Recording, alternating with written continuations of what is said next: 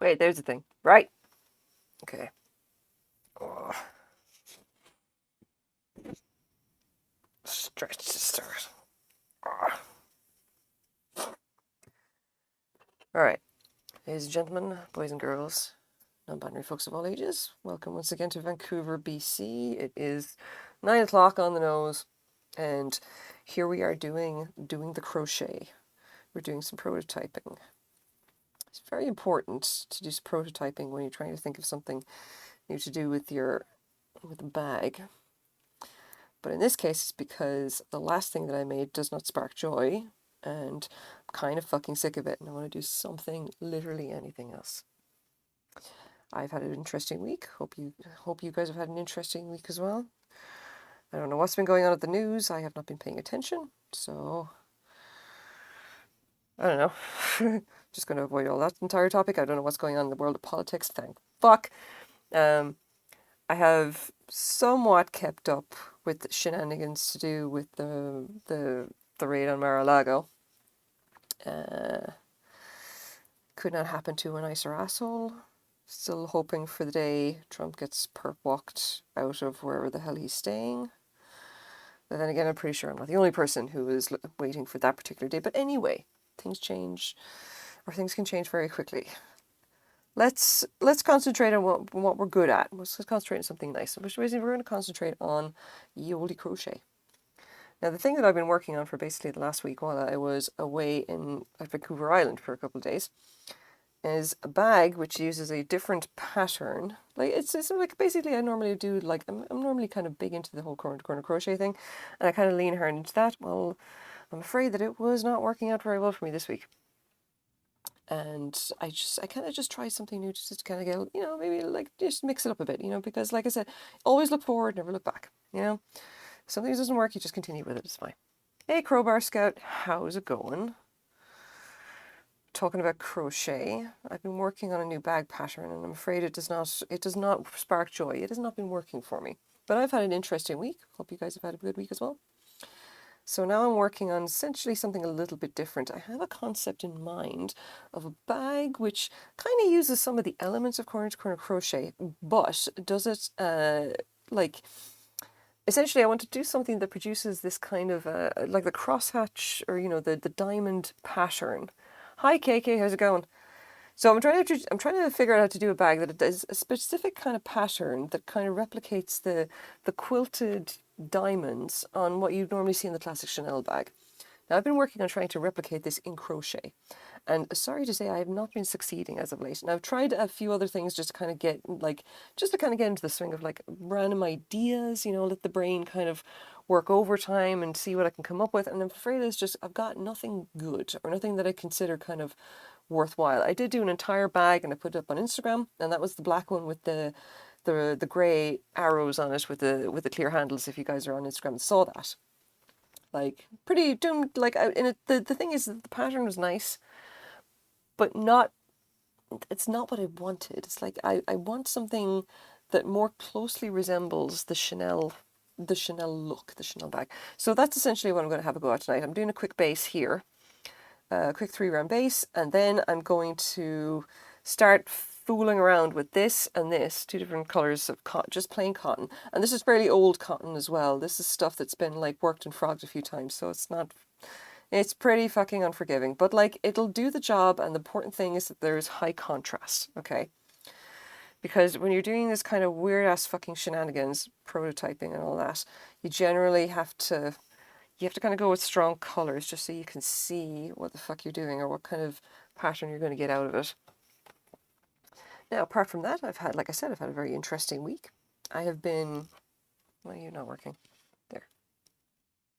Just because I keep looking, it's like I keep sliding off this side of the camera because I'm leaning forward that way. Anyway, I've had a pretty interesting week. I went to Vancouver Island around Victoria on a bit of a holiday and also a bit of a hunting trip where I was looking for all the kinds of vintage and antique stuff, and lo and behold, I managed to find an absolute, like, an entire haul of early American pattern glass, which I thought was quite good. Quite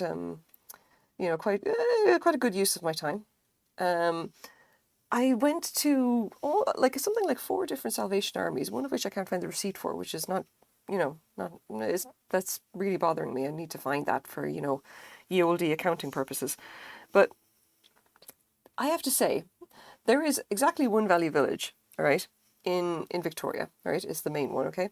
And I went last time I was in there. I was like, this is going to be good. This is going to be great. I'm going to be, because last time I was there, got some good stuff. And this is, Victoria as well. And Vancouver Island is a place where everybody retires to and eventually dies, and their stuff, winds up in the thrift store, which is what we want. Well, I mean, we don't want them to be kicking the bucket, but we do want their stuff. Their stuff is the good stuff. Okay. Now, I was wandering around that Valley Village for a solid 2 hours, okay? And I got to say that my disappointment knows no fucking bounds, because although they had nice stuff, it was overpriced by at least $5 to $10 and priced out of resale range for yours truly. I have to say, I took umbrage at this, let's just say. I was incredibly upset, and I could not, essentially I had to pass up on so many nice things just because they were too fucking expensive. Like, they were just not going to work for me, And I was like, I'm pretty sure that half the people who come in here looking for stuff are the resellers, like myself. And bearing in mind that I don't bother with clothing, I generally don't bother with any kind of what you consider like essentials or whatever like that. I'm mainly just targeting decor and collectible random tchotchkes kind of thing. I make a point of not going and trying to pick up stuff that people would actually need in their day-to-day lives or whatever. I like to kind of target things that are just like, they're not necessities, let's say. So I don't go and strip, I don't go looking for all the nice clothes. I generally don't bother with shoes, because who's got the time for that? So if someone wants a decent hard-wearing set of work boots or something like that, you're not going to find me going in there and taking them, reselling them online. That is not my gig. I do not like to buy things such as that. I certainly don't like to buy tools and everything like that. I ain't about that life. I target the non necessities, the things that are kind of just nice to have, that people collect. Anyway, I just some of their stuff was nice, but seriously, just waste of fucking time and a waste of money and no good for resale. Which was fucking disappointing. And the thing is that even stuff that would normally go for a couple of dollars, they were overpricing it for based on essentially the selling prices on eBay, which is, you're not going to get that in a fucking thrift store. You're just not. There are not that many collectors walking into Victoria, a shop in Victoria, in the single city, in, the capital BC or whatever. But there just aren't that many, okay? Especially for the market for for example, there was a very nice kind of vintage swung glass vase, all right? Now, normally, if I see those there and they're going for $5 each, I will absolutely pick them up, regardless of whether they're Chinese made or not. And by and large, they usually are. Okay, because even if you're looking at a Chinese made vase, the fact that it's swung glass, and people do like to create those nice little decorative displays with those glasses, means that it will actually sell to someone who's not hugely concerned about the collectability and more just wants to create a nice look. They want to create the rainbow, the swung glass rainbow. Which is nice. It's definitely a thing. But the vase that I saw was $13. And I'm like, for a Chinese made swung glass vase, even one that's kind of cased in even a nice red or whatever like that, no, it's not worthwhile. It's not worth the money. It's too much. It's essentially, I would have to, the rule of thumb that I use is that I have to double my costs, or essentially have to double what I make in it after all other fees and shipping and everything else are paid. And the problem is that in this case, I would not have been able to do that. And there's the embuggerance of it all. It's that is a nice vase, and I'm sure that someone who likes swung glass vases is going to want it. But the problem is that unless they walk into that one Value Village and buy it in person, they are never going to see it. And that sucks. Let's be clear. That sucks like you would not believe. And I'm going to change the join on this. Anyway, getting back to actual crochet. All right. Now, I went through this already, okay, and I did this, this idea that I had for doing that pattern. Okay, so this is just my standard bag base, all right? If I'm doing a small dice bag, this is kind of the base that I would use. I'm going to use this now because, again, fast prototyping, I want to get on with this. And the thing that I have in mind is effectively using a shell pattern. Because the shells, the way that I do them anyway, they tend to come out kind of roughly diamond shaped. Not quite square, not quite square.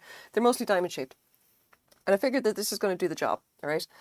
Now, this is probably going to puff a little bit because I'm going to be, essentially when I start actually working the shells around the outside, because I'm going to be going essentially in a circle, right?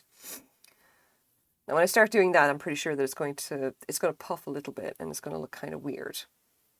And that's okay, you know? We don't really care. We want it to puff a little bit because that makes it look more interesting. Now, another thing as well is that when I'm doing this, I'm doing a back post, basically back post sequence to create the what would you call this? It's like the corner of a corner to corner row. Like, it looks kind of funny here, but you see it when I actually start doing the rest of the ridges. Like, once I actually start working in the round or whatever with this, it's going to look kind of interesting. Or at least it'll look correct for corner to corner. Which I'm not doing because I'm an idiot. No, I'm doing the shells, for fuck's sake. Right. So, we're going to back the bus up. And clearly, clearly I haven't had enough coffee today. Which is, you know, it's true. Like, honestly, I haven't had enough coffee today. Not even kidding, like. Anyway. So, I'm going to do back post again. But at this time, I'm just going to do a row of single crochet because I need to have space to actually work the shells, and I can't really do it around the back post because the way the shells kind of work, because they're all being placed in a single stitch. You can't really work them around the back post easily. Not that I haven't tried, mind you. I'm just saying it doesn't work very well. So make it that what you will. Now, while I'm doing this, right, I'm going to tell you guys about some stuff that I did basically this week, apart from going to Victoria, right? So going to Victoria and going around all the thrift stores was lots and lots of fun. Like I said, massive amount of early American pattern glass, right? Huge stonking amounts, which is absolutely what I want to see. You know, I like it. I like hunting it down. I like finding it. I found some really nice stuff. And I can happily report that if you are in BC and feel like going to the thrift stores in or around Victoria, you should absolutely be targeting the Salvation Armies, of which there are many. Keyboard colored yarn. Oh God, do you know? No, this is not really, because this is teal and this is kind of orange. This is blue and this is pink. Just so we're clear. Yeah. Matthew, actually, this is something that might be relevant, right? If you guys ever decide to go to thrift stores or whatever like that and you want to go to Vancouver Island, go to Salvation Armies around Victoria. Whoever does their pricing is high as a fucking kite. Like, just stuff in there, I'm just like, I was literally picking up going like, someone is pranking me right now. Yeah, I got some good stuff. I didn't get any good stuff out of the Value Village. Like, I got a few bits and pieces because I always do. I got nothing that I consider exceptionally good apart, and I got something that may possibly be a bad buy because it was a pair of like Bohemian like cut glass candlesticks. And in fairness, I don't know what it is about Bohemian glass in that Value Village, but I've been there twice and got like old Bohemian glass both times, so it does absolutely make me wonder. Okay. Anyway, like, it just to be clear. Yeah, the Salvation Armies, right? Salvation Armies around Victoria. First of all, there are many more of them than there are around Vancouver at any rate. Maybe because there's less competition from Value Village. There's only one Value Village. There was many Salvation Armies. Like on the same street even. I went to 4 that I swear were all within a 10-minute drive of each other. Okay? Just like 4, seriously. And there were other thrift stores as well. There was a Restore, which was lots of fun. Got an old vintage sewing machine in there for Wild Nomad. Doesn't, like, the jury is still out on whether or not it actually works, but if it does work, it's a 1950s Kenmore that is apparently made out of solid steel, and I'm sure she's going to get an absolute kick out of using it. Okay. And then, like, there was a couple of other places as well. I stopped into Pandora Thrift. Pandora Thrift. I keep thinking Grift for some reason. No, they're nice. Okay, so I went down and tried Pandora Thrift, And I gotta say, they were all about the clothes, less so about the glass, so I struck out there completely. But then I went to a place right up the street called Win Resale, which supports the local women's shelter, as far as I know, in Victoria. And I was happy to say that, first of all, it's incredibly large. Second of all, they have a massive section of glass right at the back, because apparently everyone and their dog is donating the crystal to those guys. And I had an absolute field day with them. And I just like, they were doing some kind of half off sale. So I spent $25 and got an entire bag of early American pattern glass, plus some Heisey from the Depression era, which is incredibly nice crystal, plus an Alta Glass vase. An Alta Glass, if you don't know, is a guy, these guys out of Medicine Hat in Alberta. They're closed now, as far as I know. They closed like in the 90s. And they made just like really interesting, really like nice like art glass vases in these kind of slag glass colors. Okay, now I bought and sold their stuff before, and the one that I found now, I bought it for well, it was $5. They were probably so happy to get rid of it, like they gave me the 50% off discount. So like again, I got it for like $2.50 or something like that, and like that vase is one I haven't seen before. It's where did I leave it?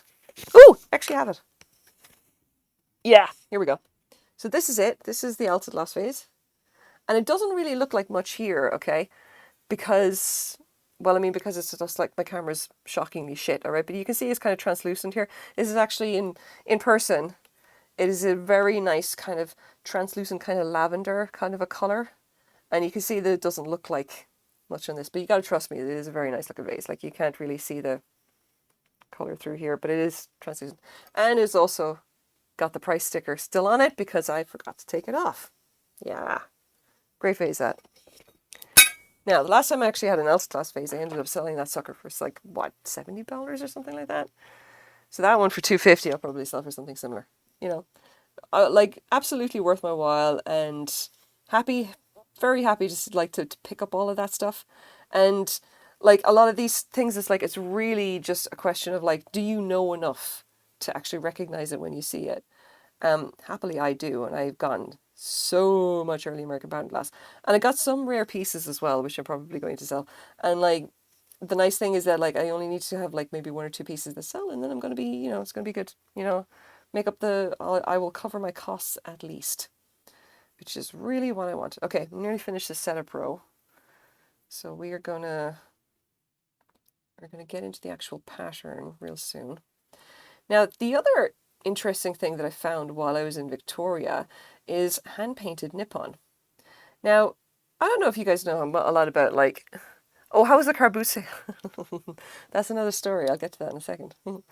Yeah. So, another thing that I found while I was in Victoria is hand-painted Nippon. And I don't know if you guys are aware of, like, the, like, essentially what is hand-painted Nippon, right? And, like, what it is, like, very nicely painted, like, pre-1920s, Japanese, I keep doing this wrong, Japanese porcelain, okay? And it's always really lovely to find it, okay? Especially in actually good condition, all right? Normally I find it and it's been destroyed because like it's all hand painted and you stick it in the dishwasher and suddenly, oh dear, it's now fucked kind of thing. I may already have a buyer for it. I don't know. I'm going to have to see whether they're interested in it. I keep making a mistake in doing doubles, not singles. Anyway, so hand-painted Nippon. And not only that, but it was actually, it has this original spoon. It was a hand-painted teapot and a sugar bowl. I'm going to show you guys a sugar bowl. Because God forbid there should only be like glass on this channel, okay? So here we go. This is the sugar bowl. I'm going to very carefully take this fucking scotch tape off. Who the hell puts tape on this? Okay, so hand-painted Nippon, okay? Again, original spoon, all right? This is the spoon that would have gone with the sugar, right? And it has, hang on, I can't read that at all. Mark is kind of a bit screwed. Hand-painted Nippon. I'm going to see if you guys can actually see the mark here. A little bit. Yeah. So hand-painted Nippon, with the M and the crest or whatever in the middle, and that's significant. I have to go and look it up. I suspect it's these guys called what's it? No, it's not Moriarty. It's something else. There was a name of a particular like ceramic producer, Japanese ceramic producer that has that crest in the M, which is considered to be the higher quality stuff. And I got to see if that's actually the case, right? Now this one is lovely. It's dusty, but that's about it. And you can see that all of these details here. And there's the sticker. Got it for $2.99. All the details here, all the lovely flowers and everything. These are all done. These are all hand painted. And most of the gold at the top, you can see it has some wear, but it is actually intact. Now, and like the important thing is, it has its original spoon, and there's no chips or anything. Like that's the important thing. It's like, and you can imagine that I was absolutely shitting bricks getting this sucker home because, like, oh my god, the breakages are something. There's that one, and I got a second one, which just says hand painted. Now this is the other mark if you've ever seen it. This just says hand painted Nippon, all right, and it looks like it might go with the other one, but it really doesn't. It's got a lot more wear to it, okay. And if it's the similar style to the other one, but it's probably a different maker, a different piece, okay, just similar style, right? Not as nice as the other one anyway. I'll be selling these separately, but yeah, that would be the little, the little teapot. But again, hand painted, nice. Now, a little history lesson for you. If you see something that says hand painted Nippon and assuming that it's not a reproduction, it can be a reproduction, or it can also be like fake. Not beyond the realms of possibility. But if you do see if it says hand painted Nippon or something similar to that, chances are it was made in the 1910s or earlier. It was made before the US decided that if there something was going to be imported for sale in the American market, it had to say where it was from. Okay, and if it says Nippon, Nippon is obviously the Japanese word for Japan. Okay, now they changed the regulations. I think in the 1910s. I'd have to go and look it up. Maybe I want to say 1911, but I'm not. Don't quote me on that. I'm not 100% sure. They changed the regulations at some point in the early 20th century so that you could not just write the name of the country in its own language. It had to be the name of the country in English. Okay. And at that point, then stuff from Japan started being marked as actually, it just says Japan, okay? And eventually they changed it so that it actually had to say, like, they started using things like made in Japan or whatever, again, in English, okay? But the early stuff is when it says Nippon, that's essentially what they mean. It's like it's something, 1921, there you go, thanks, Matthew. So yeah, so like 1921, they started requiring to be Japan, right? So basically prior to that, they would have marked it with Nippon. But it would have been after 1894, I want to say, or 74. Like there's a period of time where like they essentially brought down the regulation. It was I'm going to be blanking on this again. It's the Taft Act or something like that. Again, late 19th century, which says the stuff actually needs to be marked with where it came from, where it was produced. And that's why you got Nippon actually on the stuff. So it's not going to be before that. There's a nice little period of time there when we're sure something like that would have been made. It's going to be very late 19th century after the introduction of that act, whenever that was. The McKinley Act, there we go. It drives me nuts that I can't remember. I know kind of the rough kind of where it is, and I just can't quite remember the exact days or the exact years or the names. I just know it's like, it's around there. Yeah. That is the time period that we're dealing with. It's very kind of nice little short kind of constrained, like, sections. Like we know when something would have been made. Okay. So over 100 years old and somehow still here and not destroyed yet, which is nice. It kind of, it makes you feel good. Now, okay, we're nearly done with this. I'm going to just finish this up and see me in a place to make us actually start working on this pattern. Now, the car boot sale. Now, oh friends, the car boot sale. The car boot sale was interesting and fun, I have to say. Because I don't know if I've mentioned, but like these guys were running a car boot sale in March that turned out to be a giant fucking disaster. Now, first of all right, I don't know if you can actually see on the camera here, okay? Maybe you can see in my arms here, okay? But I am super fucking sunburned, okay? Super sunburned. Massively sunburned. You can't see it as much because like this is just like, yeah, this is just like my tank top, but like just absolutely, if I move it, and hopefully Twitch isn't going to ding me for this or whatever, because all I'm doing is showing my shoulder. Like, oh, guys, so fucking sunburned. Okay, yeah. So there's a whole story about this. All right. Now, these guys who ran the car boot sale, right? They did this back in March. Fair dues to them, like they had no fucking idea what they were doing, and they had to go anyway. All right, because car boot sales are apparently not really much of a thing in North America anyway. They do flea markets, yes. Car boot sales, not so much. Big thing, however, back in the UK and Ireland. All right, yeah. So they did it in March and didn't really they kind of stuffed it because they didn't advertise it enough, and they didn't really get as many people as they wanted and stuff, and it was kind of a bit of a wash, you know. It was kind of just like it didn't really go anywhere, and I showed up anyway because I kind of just wanted, because I was like, hey, fucking car boot sale, hell yeah, let's go do this kind of thing. I want to get rid of clear out some glass kind of thing, and and it was just like it was ridiculous. Okay, just I'm not even gonna lie, it was fucking stupid because they didn't advertise it enough, and they were kind of relying on the congregation. This is a church, by the way. Seventh-day Adventists, which is some flavour of Protestants that is peculiar to North America, of which I know not, because frankly I was raised in a Catholic country which is entirely homogenous, and the very concept of there being other religions was news to me. Like, I'm not religious. I am not into ye olde organised religion, and if I was, I'd be joining the Satanists probably. Anyway, that said, these people are adorable and I love them all. They're just the nicest. They're the nicest bunch of religious weirdos you will ever meet in your entire life. They're just really, really nice people, you know. And they're kind of big into, they want to get the church back to, you know, running well, and they want to kind of do something with like, apparently the roof needs to be redone, which is such a cliche I can't even imagine. But again, lovely, lovely people, you know, and very earnest, like trying their best, even though they're just like, even though they're not quite sure what they're doing, but you know, they're a little confused, but they got the spirit. Yeah, I love these guys. Anyway, so I got an email from them saying, hey, we're going to try another car boot sale. Do you want to show up? And they said that they were doing a corn roast as well. All right. So they were like trying to raise money again from the church.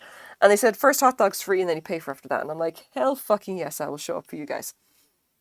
So me and Wild Nomad rocked up in the car, and I had stuffed that thing full of enough glass to choke a horse. All right. I put all my extras and a bunch of stuff from my storage unit, as much as I could fit in there. Okay. Not hugely expecting a whole lot, but just saying, you know what, fuck it. Like, I'm going to show up for these guys anyway, right? Very least we're going to get fed. And lo and behold, by the way, we were fed, which what I have to say was a very nice hot dog and some very nice salad and stuff. And then they walked around to everybody and gave us like chia pudding and banana ice cream and a bunch more stuff. And they had soda, and then it was just, you know, it's lovely. It was very nice. Anyway, so got out there, right, and I got setting, and I was there at 11 to set up for 12, okay? And if you know car boot sales in the UK and Ireland anyway, all right, you know that 12 is hilariously late, okay? Absolutely hilariously late for a car boot sale. Like, if you're talking a car boot sale in Ireland, England or Ireland, okay, you will be like, there are people who will be there on, like, first of all, if you're a vendor, you'll probably be there around 7 or 8 in the morning, all right? Car boot sale will open at 9. People will get there early, all right? People will get there at the very second it fucking opens, okay? As soon as they let in their punchers or whatever, just everybody, and then people will tear around the place, and it will be a fucking madhouse for maybe 2 or 3 hours, and then by lunchtime, everything goes quiet, okay? And at that point, you have the option to stick around until like the early afternoon, like maybe 2 or 3, and that would be considered fairly fucking late. You know, you're probably done by then, all right? Because it's like that's just how they roll. You know, whatever. That's a car boot sale, and I did that. You know, before I came to Canada, me and Quaid had to sell everything that we owned. Okay, everything that, like, basically because we were said, you know, we're moving continents, we're moving to the other side of the world, we're going to try this, and that means that we can't have all of this extra stuff. So we ended up selling almost everything we owned, all right? And then anything that we absolutely could not sell, we packed away into our parents' garages and attics and whatever, on the assumption that we would either come back to Ireland or we were going to bring the stuff over to Canada. And I'm happy to say that, like, we ended up staying in Canada and, you know, long term, having kids, etc., etc., and all of our stuff eventually came over, you know? Anything that we really cared about came over, all right? a lot of stuff that we kind of couldn't afford to bring with us that was like, collectibles and everything like that, and random books and blah, blah, blah. And basically, we went to a bunch of car boot sales and we saw fucking everything. And we had so much stuff. I'm not even going to lie. But that was how the car boot sales generally went down. And when we came over to Canada, we had the bones, I think, for about €6,000. And that was generally just from selling all of our stuff. And I even had a big bed sheet, all right? Huge ass bed sheet, all right? And I would stick that thing up on my car in front of, like, just behind, like, where we were, right? Because I stick it up on my car, and there's a big bed sheet, and I had written on it, "Help us get to Canada," and selling everything. And fucking people loved it. Absolutely loved it, all right? And yeah, so people just bought all of our stuff, which was great. Anyway, now these guys in the car boot sale, right? All I had, like, they gave me a table, like, which was well appreciated, and I just unloaded everything onto that table. But I was there by 11 because they were starting at 12, and by by 11:30, there was still not a whole lot happening, and I was just like, Jesus fucking Christ, guys! Do you guys even had any kind of like any? Have you put it on Facebook? Have you put it on Craigslist? Have you put signs up, local street signs?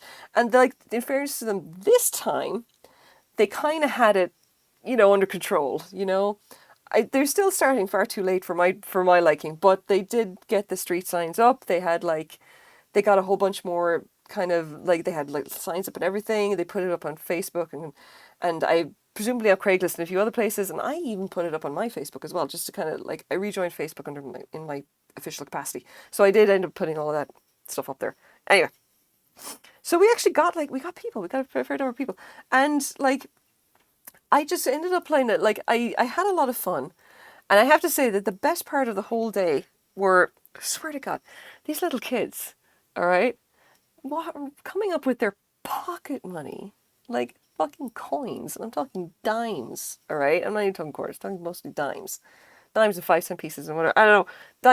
Is it dimes, nickels? I don't fucking know. Just, small coins. The small coins, the less than 25 cents, whatever. Yeah, mostly that. And they decided that they wanted to buy the little crochet key rings that I had just randomly made, and I threw out on the table because I thought, fuck it, maybe someone will want them for $1. And lo and behold, the kids wanted them. And I was like, well, okay then, they're $1. Just give me $1. And they were just like, yeah, sure. I was like, and this one girl, I swear, she came up with a glass jar full of coins. And then she says, I want 3 of them. And I'm like, okay then, I'm just going to count them out. And I counted out $3 in dimes and nickels, and just like, okay, here you go. And then gave back her big jar. And it was pretty fun. And they were all just super cute, Hi, Shadowrunner. Just like, I went to a car boot sale today and it was adorable. Yeah, it's just these, and then these like slightly older little kids, not like, I wouldn't say that they're maybe teenagers, young, like 12, 13 at most. And she was just like, she saw a little blown glass dish in the shape of a swan that I've had for ages, and I was just like, I'm just gonna throw it out, like, whatever. And I said, and she's like, oh, I love it, I want it. And I was like, yeah, okay, sure, like, it's $5. And she convinced her dad to buy it for her, and it was just and she just absolutely went gaga over it, right? And then I found that I still had some of my costume jewelry there, so I just threw that out as well. And they all lost their minds for the little costume jewelry bits that I had, and I was just like, I mean, sure, like, oh God, I had a bright necklace, right, which is again costume jewelry, right? And I said, sure, I mean, it's $5, and she was like, she could not scrape together the coins for it. Like, this one kid who's just, and she was obsessed with this necklace, all right?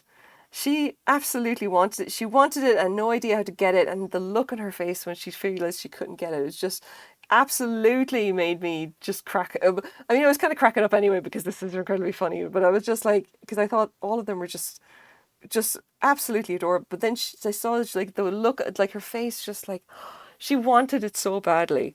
Okay, and it's literally just this little snowflake necklace that she just loved, and then I was just, and I would, and by like before I left, I'm happy to say, I found her and I handed her the necklace and I said, and she was just like, oh wow, I said, but I don't have the cash. And I was like, yeah, I know, just because you like it. Have a good day. And then I just kind of wandered off because I was like, you know what? Gotta do a good day. You know what? I'm gonna make her whole week just by giving her that necklace. So I'm like, go on, honey, go fill your boots. Enjoy the shinies, you know. And yeah, there was a couple of kids there like that. There's another one. There's another lady that came up and her like her daughter was like just was super interested in the crochet, and I swear her kid was maybe 8, you know. And she was like, oh, I'd love to know that I can do hand knitting. I would love to know that. I would love to know how to do that. And I'm like, okay, listen, I'm an instructor, all right. I'm not going to teach you today, but I always get I have my crochet basket with me, and I always have a spare like extra hook and some yarn, all right. And I handed her the hook, I handed her the yarn, and I said, okay, well, listen, there are some channels on YouTube that specialize in teaching very small kids how to do crochet, all right. I've done it myself. It's not fun, but it's like it's doable, okay. So I'm going to give you this hook, I'm going to give you this yarn, and you're going to promise me that you're going to try this, all right? And if it's not for you, give the hook and the yarn to somebody else, all right? And she was just, and her mom was just like, oh, you know, I've got no change, I can't pay for it. I'm like, yeah, I know, just like, this is not in my capacity as a seller at this car boot sale. This is in my capacity as a crochet teacher who wants to encourage the art. So I have this, you know, to give away, you know, if like, and if I'm in Marple, if I'm in the local community centre in the neighbourhood house, I have yarn and hooks that I will just give away to people so that they will crochet, you know, it's to kind of encourage them. And I will teach them if they're there, okay? But I do have like whole bunches of hooks that I would buy for nothing in thrift stores, and I always have tons of fucking yarn. So much yarn, people! So much. Anyway, so I gave her the hooks. I gave her the hook, I gave her the yarn, said, look, have a go at it. Promise me you'll make something with it. If you find it's not for you, give it to somebody else. It'll be nice. Yeah. So she was just like, you know, over the moon as well. And it's just like, you know what, I may not be making a whole lot of money, but, you know, at least I'm kind of, you know, just, you know, paying it forward. Like, you know, acquiring good karma, you know. Because it's all about the karma. You know, you want the good karma. I've run out of bubbly. Not to fear, however. Got another one. Frank's instructions, by the way. Should have at least enough bubbly to last the whole stream. If anyone cares, it is a strawberry. Yes, the bubbly command is active if anybody wants to, yeah. Also, can we talk about how that movie ends with a child being knifed to... Okay, just don't take this the wrong way, but KK, are you drunk? Inquiring minds want to know. I don't know what you're talking about. Okay, anyway, I'm going to be working on with this now. The not stuff about children being knifed, and yeah, I don't know. I'm just gonna continue my crochet. There's a movie called Pay It Forward. Oh, okay. Today I learned. I did not know that. And I just told you the ending. A child being knifed to death. Okay, so I'm never watching that. Thank you. Yeah. I don't even care that that's spoilers. Holy shit, like. Okay. Let's see. What way are we going to do this? We are going to the main color on this side, and then get the secondary color in this side. For some reason, they thought it was appropriate to show in my high school. Your high school was disturbed, apparently. That's a bit much. What? Okay, all right, let's do the thing. All right, so the way that I do color work is always this two-stranded stuff. I'm holding one strand in this hand and the other in the other hand. And now the big question is, how do we craft our way through this? So 1, 2, 3, and then attach the second color. Yeah, I'm totally not clicking that link. I don't know what that is. I mean, I'm sure it's just the movie or whatever like that, but it, like, I'm gonna actually concentrate for a second. All right. Don't split the yarn even though you're using an inappropriately sized crochet hook for said yarn. Okay. All right, now we're on through strands.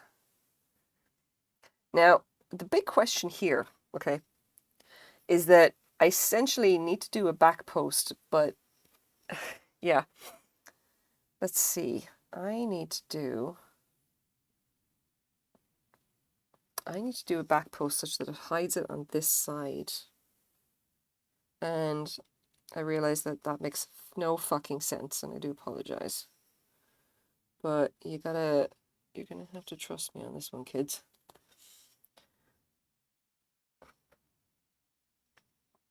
No, because I can't do, like, it's gotta be this, all right? Okay.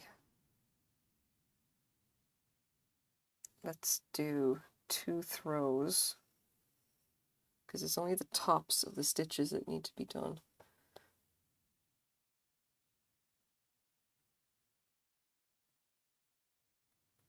Pull through. That's 2. Pull through once. Come on, come on, come on. Don't fucking. Again, what I'm doing is like pretty silly shit, and trying to explain how this works is going to be tricky, so I'm going to just figure it out first of all, and then I'll tell you guys how it works. Okay, so that is 1. Yeah.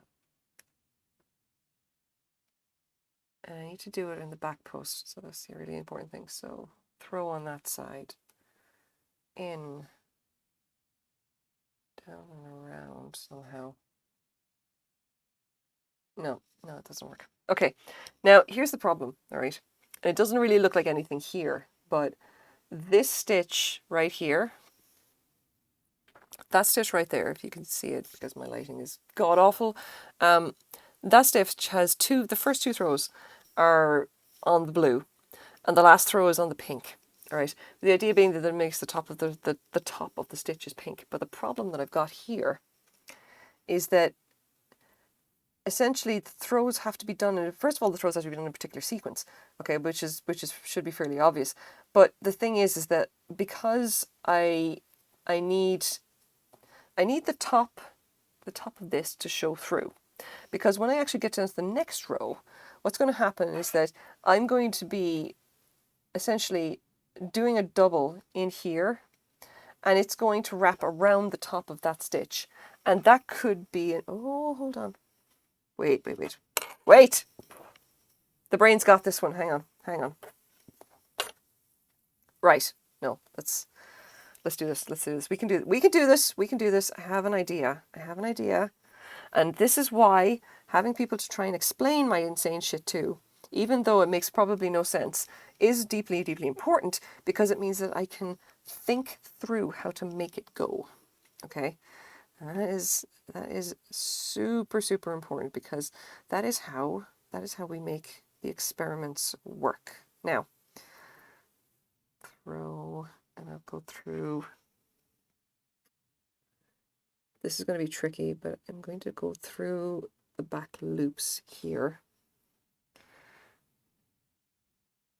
just for the sake of consistency. You're not going to see this properly on this round because of the way that the first setup has actually happened, but it will take, I think. Pull that through, and let's do the second one also through the back loop, and it means that stitch is going to probably look a little bit funny, but we're going to maintain the color at least, and that means that we may at least get something that looks like that diamond pattern, which is entirely what we want. And this, again, it's going to look like gas now. You're just going to have to trust me that it will look the way that I think it's going to look.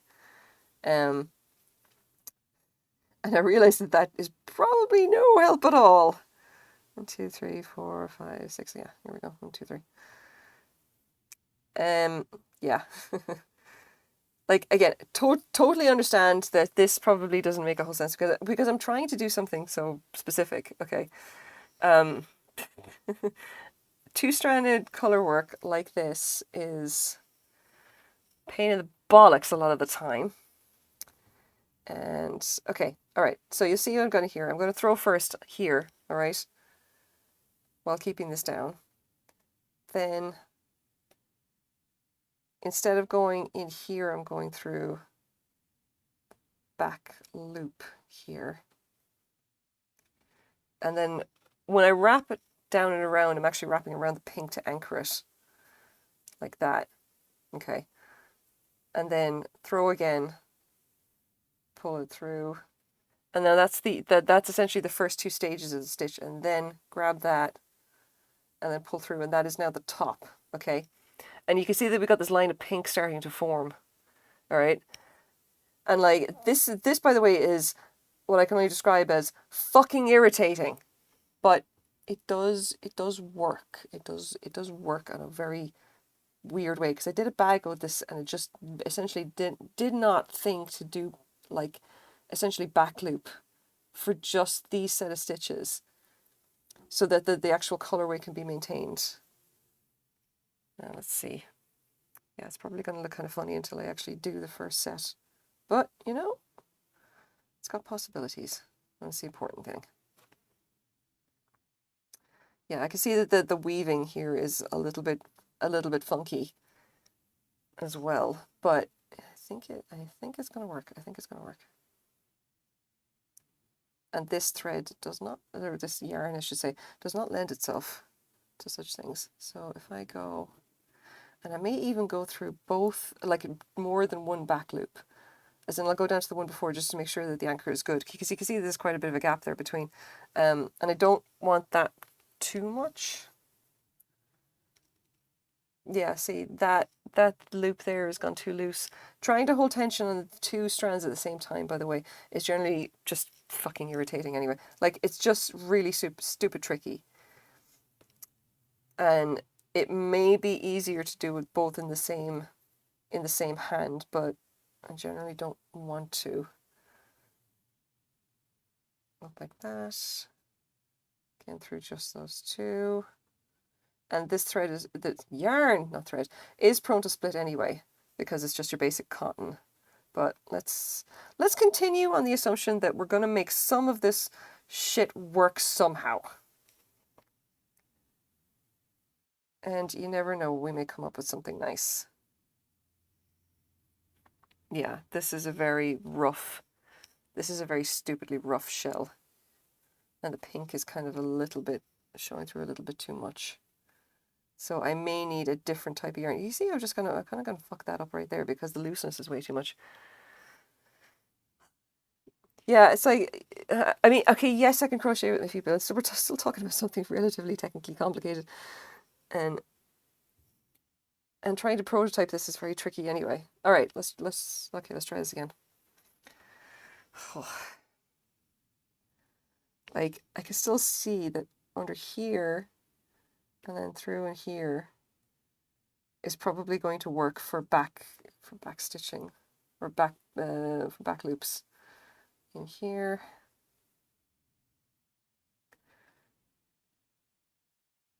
And I will have to keep holding tension really carefully there, or else stuff is just going to start going sideways on me. Like, that's the problem there, is like between the two you can see there's a little bit of sliver of pink showing through, and it's got to be like, well, how do you stop that from happening? Oh, actually, I know what I can do. There's currently inside, but if I, yeah, okay. All right, so normally I'm going to carry it, but in this case I'm going to just skip carrying it. So essentially we're going to pull that down out of the way. I'm going to do an actual double crochet here, not a single crochet, because apparently that's difficult right now. But I'm going to just pull this essentially back. I'm not going to work it. I'm going to go through, I'm going to do these through, then pull that yarn forward and do the loop. Okay, that's cleaner. So we're down and then up, and essentially instead of, I am not trapping it right now. I could if I wanted to, but I am not going to. I'm instead, like, I'm going to make it clear that, like, that pink yarn is not being, it's not being trapped inside the blue. It is being held outside the blue, like on the back of the blue stitches here. Okay. And as long as it's not actually inside the stitch, it means it's much less likely to be seen. Okay. There are some cases where you were going to want to carry yarn, like inside it. And it's usually for stuff like, you know, because I can go like that, okay? And you can see that like that is now trapping the pink. But if I just pull it out of the way and do it, well, now it's not trapping the pink. You just have to have a certain amount of manual dexterity to hold it down out of the way. But you're going to see the effect in 2 seconds when I actually finish this shell. In here, in here, and that, and then put the pink on top again. And last one here. And this is going to be kind of loose. I think it's not ideal. It's not. Well, I mean, you know, things are rarely ideal. You know, it's just going to be whatever it is. Next, okay. So 1, 2, 3 in here. Anchor with the pink. And pull it down. All right. Now, if you look at this, what you see is there's the shell first of all. All right. That is either side of it. All right. We're doing back loop, which means that we are going to get this line. This line will remain. All right, when it's pink. It's like the moment at the top of it, it's not going to be, obviously. But this line is clear and you don't see the pink at the back of the blue. It's being held all the way here at the back. And that's good. All right, so this is good. Like, this is progress. We're making progress, all right? We're doing the color work, which is the important thing. And admittedly, this is not the best yarn for it, but we have a kind of like, we have our kind of a plan. All right. Oh, okay. Let me do this. You can totally do this. Can't believe I've been at this an hour. Good God. All right. Once again. 1, 2, 3. Back loop. Back loop. And I'm definitely going to go through 2 just because I do want some certain amount of tension on these. And bearing in mind that this is just fucking cotton. And it's cotton that's entirely kind of old and rather splitty as well because it likes to spite me. You know, they took a drink of bubbly like it was a stiff drink. Well, I mean, I still don't drink, so I have to take my sustenance and my fortitude for where I can at this rate. All right, we can do this. Yeah. Let back out of the way. Go up through. Like, it's not going to take much of the, that's the wrong fucking thread. It's not going to take much of the pink to actually create the line of what I want. I'm pretty sure anyway. Like, it's the content I'm here for. Yes, please join my stream and you too can get to see me drink what is essentially flavored water as if it's whiskey and blather on about glass and the intricacies of trying to get this fucking yarn to work. Back loop. Work with me, please. I may have to just like... Now, I get the feeling it would probably be a lot easier to do this if I was actually using the correct hook for the yarn. But at this point, I'm too fucking lazy to go out and find the right size hook, so we're just going to roll with this one, all right? 1, 2, 3. All right. We're just going to continue. There's not a whole lot in this, you know. Oh, I'm trapping. That. Hold that back. Ah! Now, I'm really hoping that once I'm actually... Did I trap that one back there? You know what? Probably, but at this point, I'm not gonna fuck this. I'm not gonna go back. It's fine. It's fine. Like, we have the plan. It doesn't matter if it's trapped or not at this point. Just know that if it's untrapped, then it'll probably look fine, which is kind of what we want. So, okay. Like, crochet is complicated, all right? And, you know, I know that the yarn doesn't judge me, but I'm pretty sure that some people will come into the stream and judge me. And, you know, we can't do anything about that. So we're just going to roll with it. And I'm just going to continue making a disaster of whatever the fuck this is. The important thing is that we're not putting the wrong color. No, the important thing is that we're attempting the things. If it turns out to be like a successful pattern in some way, shape, or form, I'll probably do it with yarn that doesn't suck. Well, no. Addendum. I will do it with A, yarn that doesn't suck, and a day when I'm not hilariously sunburned, and B, when I've had a good night's sleep. and when I've had enough coffee, because apparently that is also an issue today. But it's fine. Look, it's fine. It's fine. We're doing the thing. And this is what 1, 2, 3. This is working in the round, okay? And I'm pretty sure that come on. I'm pretty sure that this is maybe this would have been easier if I decided to do flat, but I don't want to do flat shells, that would mean I'd have to. No, you know what? It wouldn't have been easier trying to do flat shells. It would have just been annoying. We're just going to, no, you know what? We're just going to continue. Fun fact, I found out today that the little dice bags that I make actually double up really well as a coin bag, okay?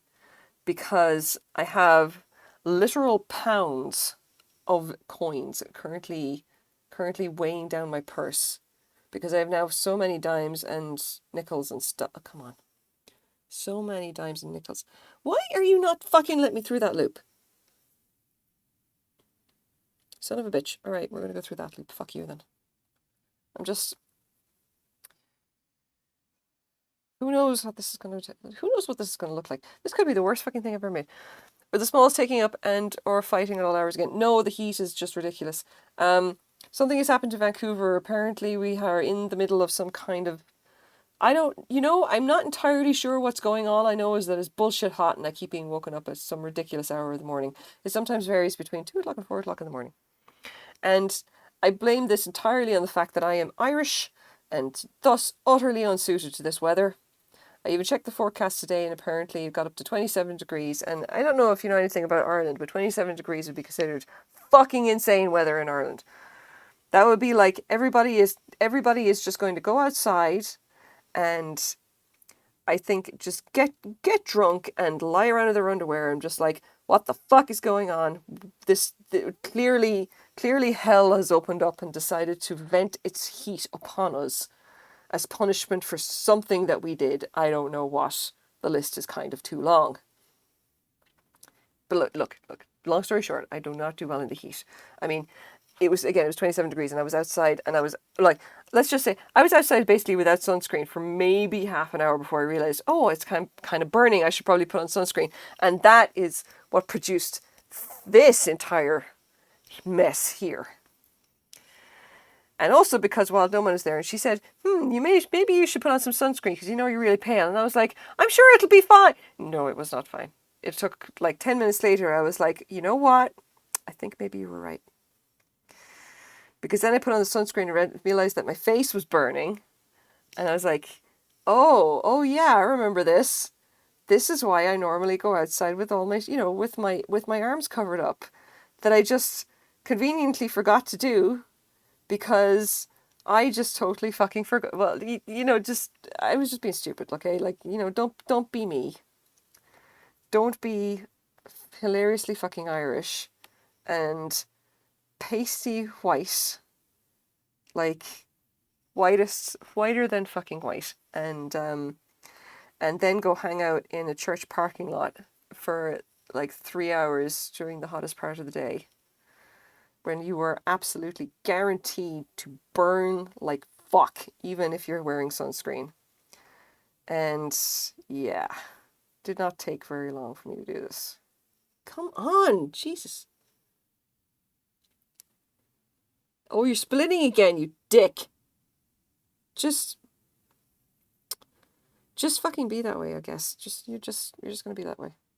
I'm never using this yarn again. I'm gonna actually restart this, okay? Like, now that I know that at least the theory it works, I'm gonna restart this on yarn that doesn't make me want to cry. And no, I tell a lie. This doesn't make me want to cry. This makes me want to swear at length. And I mean, it's working. That doesn't mean it's a good experience, but it's working. Like, look at this. You got a little line of pink. Check that out. I've got a UV face shield. Fucking good. You should just wear that all the time. Oh. See, the funny thing is that Frank thinks I'm an idiot because, like, all that happens when he goes out in the sun is that he starts glowing. Yep. No sympathy here, I'm telling you what. Like, he doesn't seem to care if the talent just basically gets burnt to shit.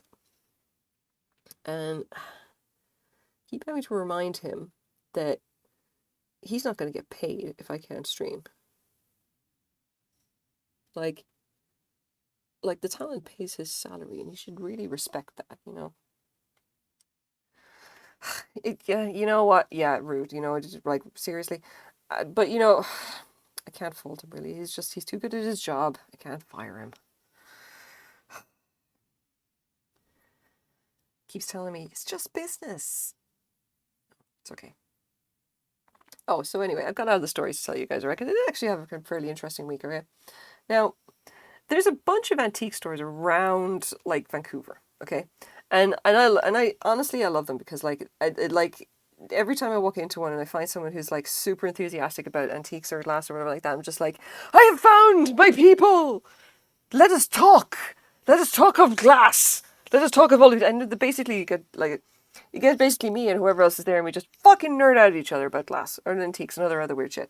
Anyway, there's two that I am especially fond of that I highly recommend that you visit if you decide to visit Vancouver and you want some antiques. Okay, there's two of them. All right, excuse me.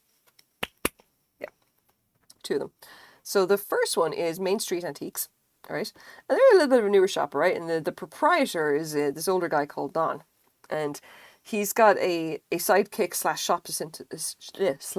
shop assistant called Sheila. And that dynamic duo essentially have an entire shop full of just the most incredible stuff you have ever seen that Don has apparently accumulated over like the last like 40, 50 years of just like doing like vintage and antique resale. Okay. And he's got some, I've heard he's got some kind of a warehouse somewhere, and he's essentially transferring it all into the shop so that he can sell all of this stuff, you know. He's like, normally he's all about the furniture, all right? But he's got all of these like small things, and because he buys in bulk, and he's just like, well, I'm going to open an antique shop and sell all of them. And holy shit, people!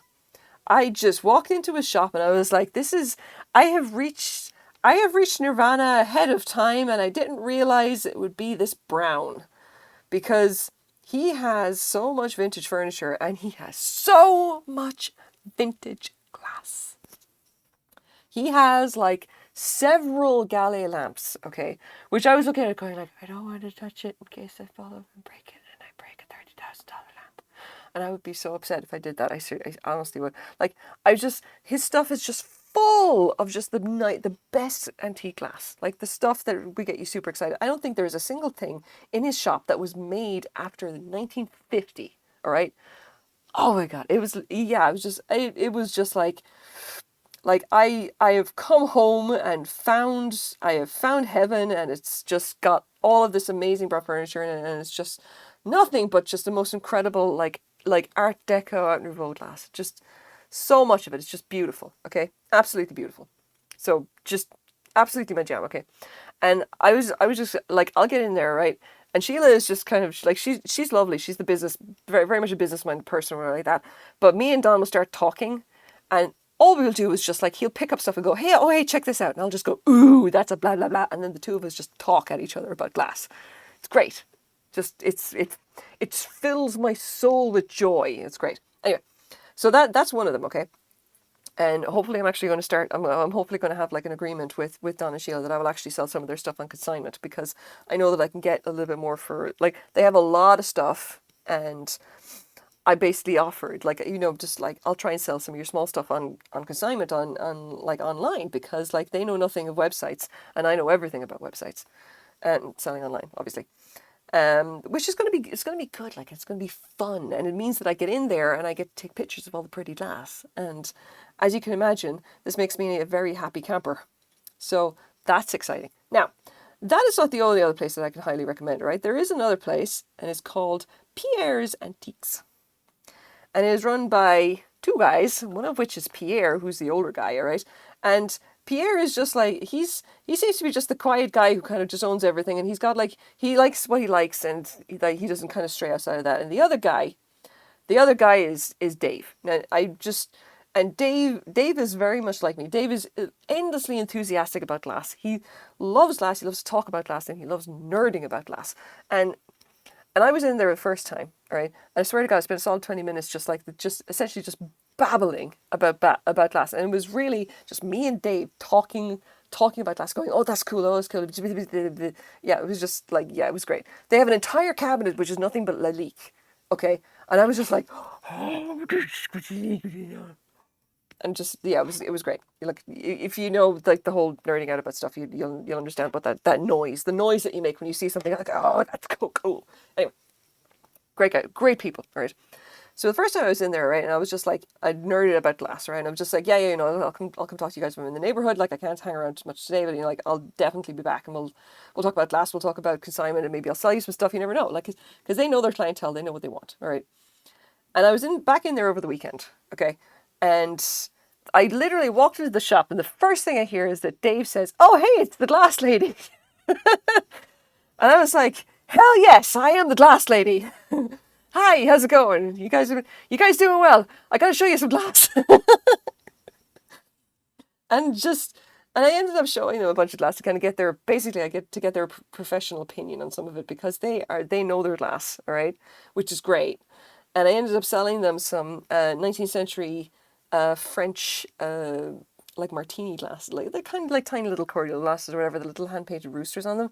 And the only reference I could find for these were Dorflinger, all right, who are shit. I think they're German. No, wait, Dorflinger.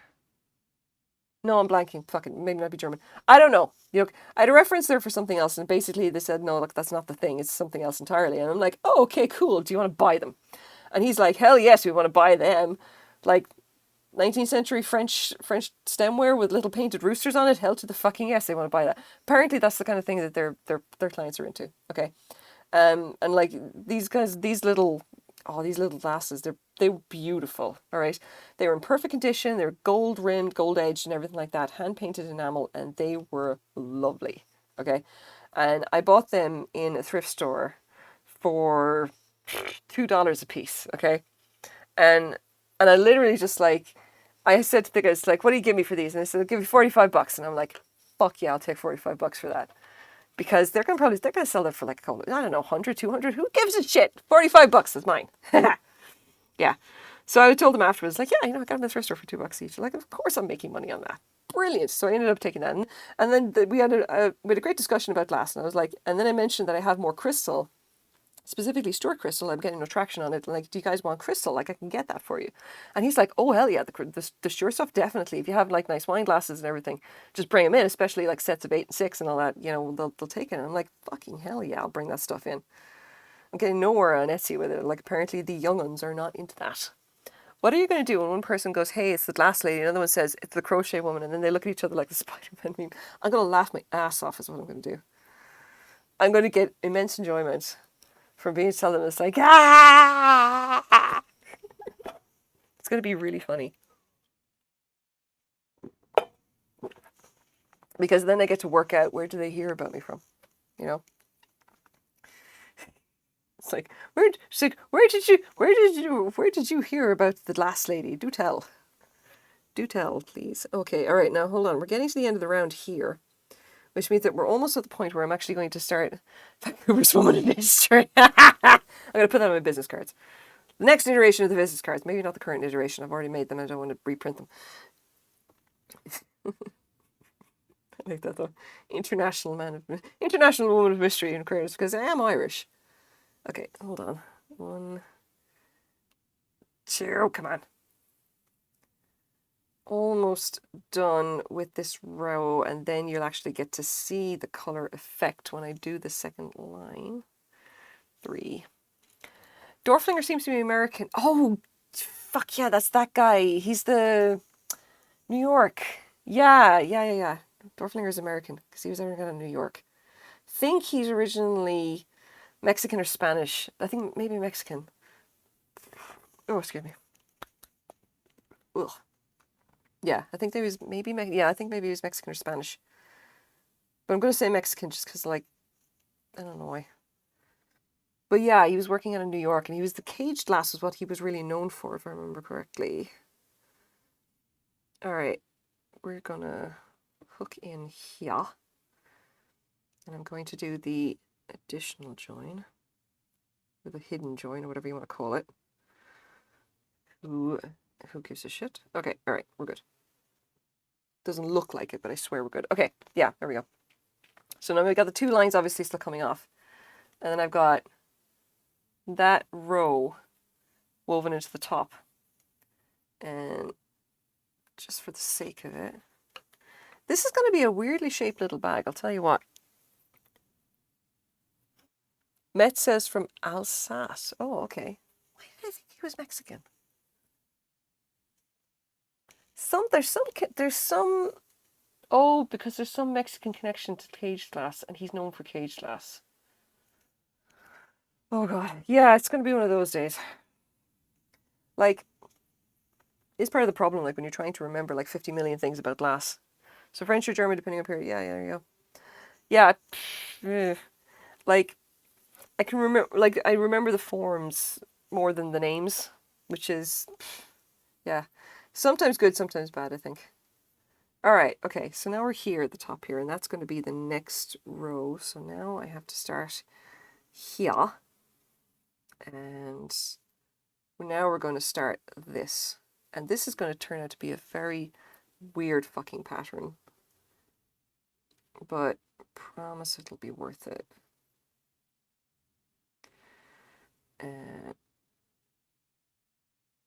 I'm going to do another shell. Like I'm going to do one shell here, and then just kind of try and demonstrate what it looks like. And this is the like depending on the tension of this, it's going to look pretty fucking strange.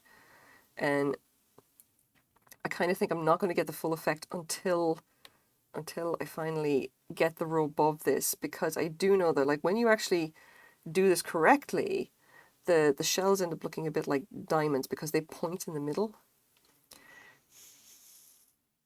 But we shall have to see. Like I'm hoping that they'll turn out the way that I want. No guarantees though. Oh, come on. Now, funnily enough, I actually had those little not Dorflinger glasses up on Etsy for ages and ages, okay? Like, and the only comp I could get for them was about $120, and it said that they were said they were Dorflinger, said that they were like early 20th century. And that set would have sold for like $600 or something ridiculous. But the thing is that there were no other sold comparables. And that's always a major, major, major issue. Like if you have no sold comparable listings, then you're kind of stuffed, because like, well, what do you do now? Like you have no idea of price. And that was part of the reason that like I ended up going out to like a possible client basically, and she showed me like a piece of imperial glass that was very very new. It was early 20th century and fairly rare. And like I had no sold comparable pricing, so I couldn't really offer her anything for it. I was like, I don't want to just buy it without being sure. Like because if I'm not sure, I don't know if the price I'm giving you is fair, and I don't know if I can make my money back on it. You know?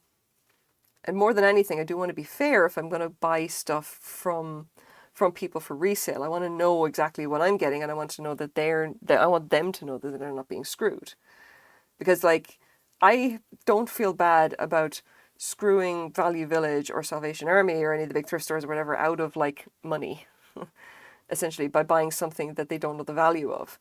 But I kind of don't want to do it to ordinary people, because that seems kind of a bit of shitty thing to do, you know.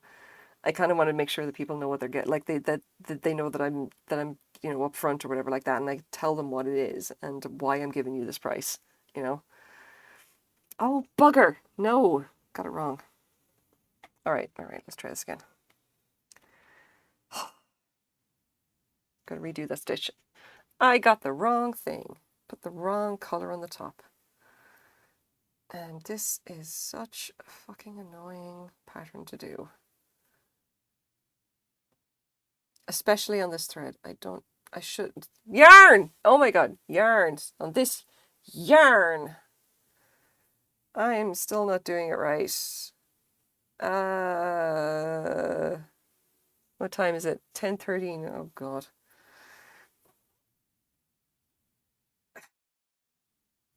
Just no splitting. No split. No split. No split. No split. Behave. Oh, I'm just like, I'm going to redo this, but I'm actually going to I'm going to use yarn that is not this yarn effectively, because fuck everything about this. This yarn does not want to be worked like this. Like, I'm sure that if I had a different hook or whatever like that, it would be far more amenable than whatever to what I'm doing right now. But like right as it is right now, it's just not. Like, and there is the problem because I'm working two strands on opposite side. One of the strands is going to start to essentially to deply itself because of the twist in it, and like there's really no fucking way around that. It's annoying, and I can't really stop it from doing that, unfortunately.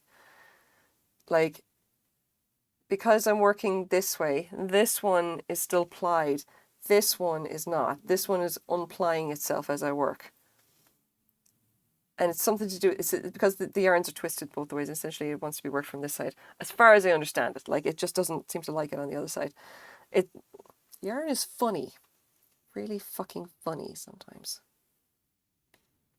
Come on. I know this works. I know the pattern is good. I know that like an experiment it is, but it is going to come together. And at the very least, I'll get this weird kind of like chain stitch thing going on. And this can be my new coin purse or something like that. Because it's going to be fucking tiny, I'll tell you what. But like, it's on a different fucking set of threads. Ah! Yarns! Yarns. What am I like? Not enough coffee, too much sunburn, clearly. And the other thing, who the fuck other than me is going to want to put up with this bullshit? Like, it would be nice to kind of put this together and make a pattern out of it, you know? But I always kind of look at the things that I come up with and going like, shit, how am I even going to just, well, I mean, I'm sure I can eventually explain to someone how to do this. Who the fuck is going to want to, though? Like, who is going to want to sit down and go through all this crap just to make a slightly more interesting looking bag? I don't know. That is the problem. I don't know who would be into this. Like like it's so fucking tricky. It's so tricky and annoying and on the wrong yarn. I ask myself the same question anytime I start doing stuff that involves like left and right-handed crochet. It's like, who the hell is going to sit down and learn left-handed crochet just to do this? You know? And a lot of the time it's stuff that like I can't really come up with a way to do it, but just like one side or the other. But it definitely begs the question. It's like, well, what are you gonna do if you have a pattern that calls for both, for whatever reason? Like you're basically saying, hey, unless you know how to crochet with both hands, well, sorry, you can't make this. And I would have to try and explain that very clearly up front if I was going to sell it, and then it may sell to maybe like one other person. And that's kind of an issue. It's like, oh, I've split the yarn on that. Yeah. I mean, it's just basically a problem, I guess, with fucking crochet in general. Like, you can come up with these lovely patterns, right? But you're going to have a problem when it comes time to actually for someone else to actually make them, because if it's too complicated, no one's going to buy it. Because they'll just look at it and go, well, fuck, this is too hard. I'm not going to make this. I'm going to go make something else. You know? And like, ultimately, I would like it if people actually bought and made my patterns. And I can't do that if the patterns are too hard. And I split the yarn again. Good job, me. This is what I mean. This yarn just does not want to be worked. It has made its choice and it has chosen violence, apparently. And it does not help that one strand is just completely deplying itself all the time. Yes, ambidextrous crochet. Like, it's cool to be able to do this stuff. But I do have to be aware of the fact that basically I'm probably the only one who wants to do it. And everyone else will be just like, fuck it, I'm going to go and make an easier pattern or something that has a lot of colours in it or something. Or something that doesn't involve this kind of weird ass kind of trying to work two colours into the same stitch. Absolute like shenanigans or something. And unless the effect it produces is really special, I can't imagine anyone being too head up about it. Did I split that or is just, no, I didn't split it, okay. It's just being annoying.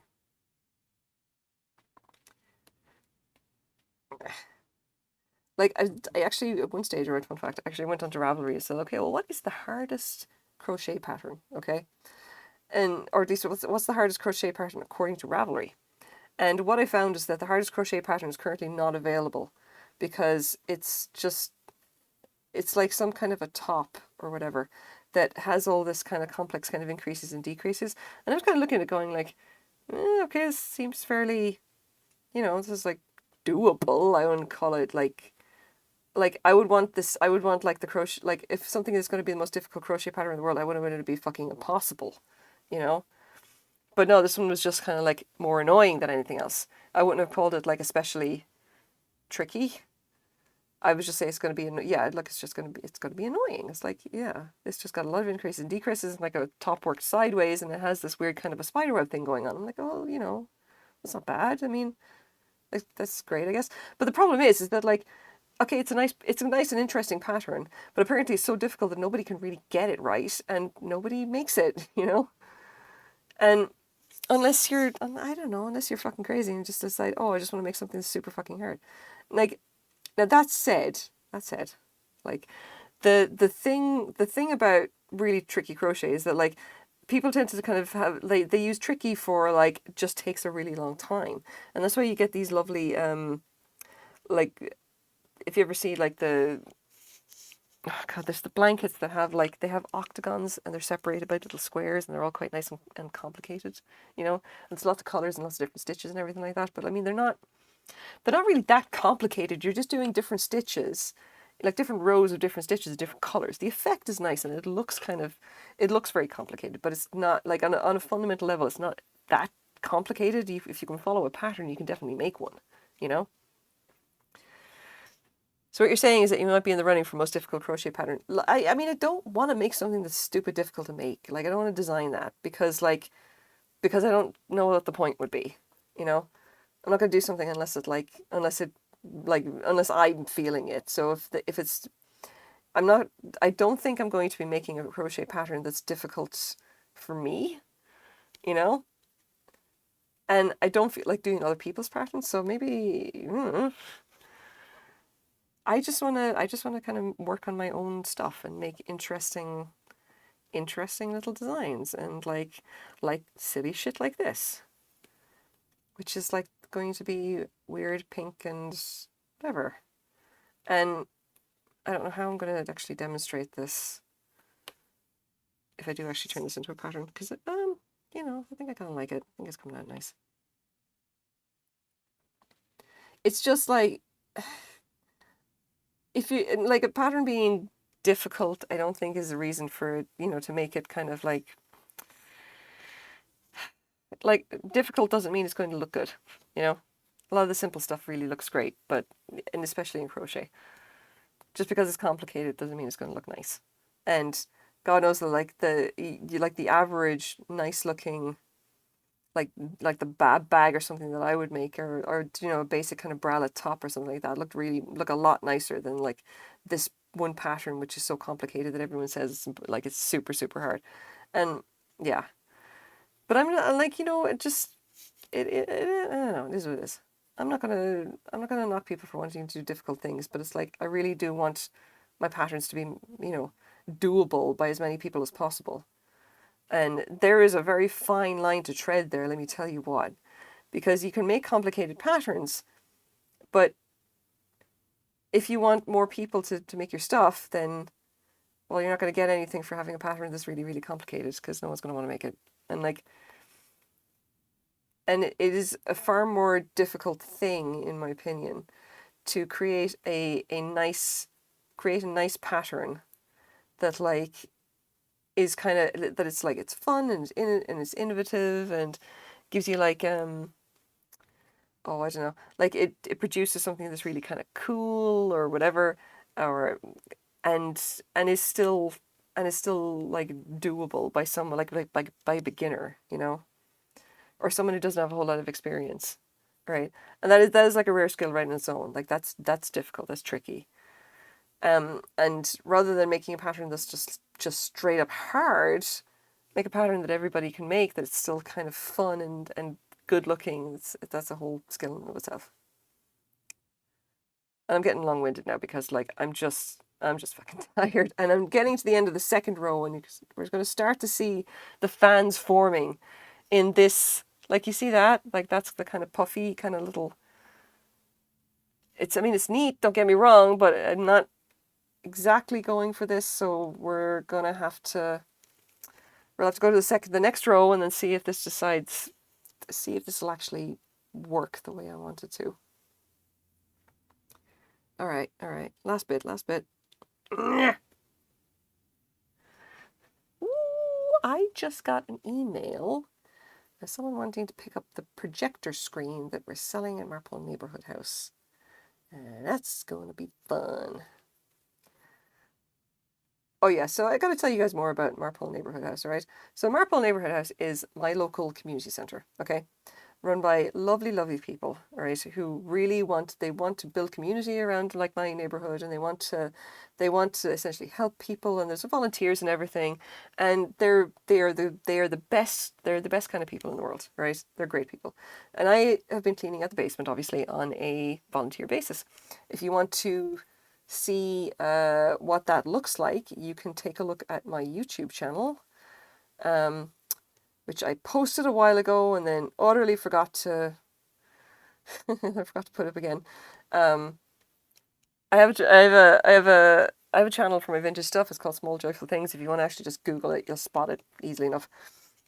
And that channel has the last video that I put up was basically me doing a little run through of the basement of the neighborhood house, because the neighborhood house used to be a fire hall.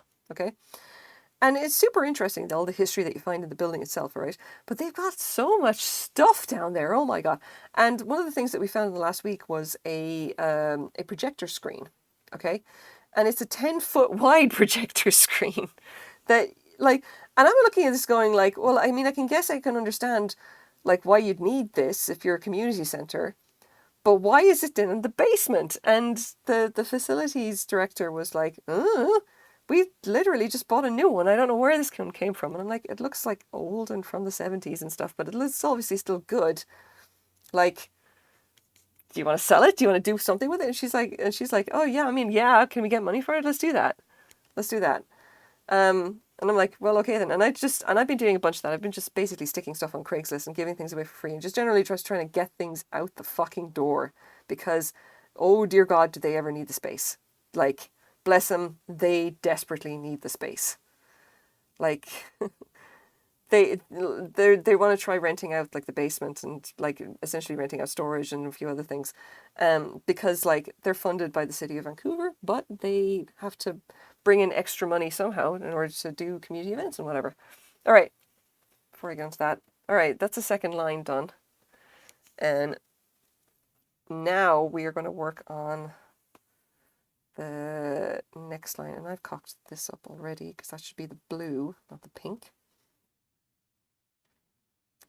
Let's try that again. Preferably without fucking it up this time. And I gotta go in the back post again, because I need to basically lock this in so that it doesn't actually break up the color, or at least it does the least amount of shenanigans to the color effectively. All right, 1, 2, up again, 3, then back post, 2 of these, and now we're going to actually get started. Sorry, I mean, community movie night would be fun, and a bucket bag I think would be kind of nice, but like, and it's essentially what this would become, I guess. But I can see that there's a little offset there, and I'm going to do something about that. That's not what I want. I need to lock this in kind of underneath somehow. And I think the way that we're going to do this is pass through under here. So if I pull this out a little bit, pass this through from the back, pull it back onto the hook, and then essentially pull it right through and lock that into place on this side. Like, it's kind of awkward. This is the loop essentially passed through from the other side. So if I just pull this under and around, and I got to rearrange the hook a little bit here, get that out of the way, because I want the blue over here without getting, without getting it without getting the pink essentially locked into it. So I'll just go, yeah, 1, 2, 3, and then that loop becomes that.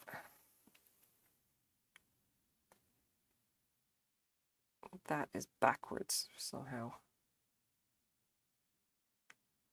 Okay, you know what? Fuck it. It's gonna be whatever it is. I'm just like, we gotta get cracking on with this, and I'm not here.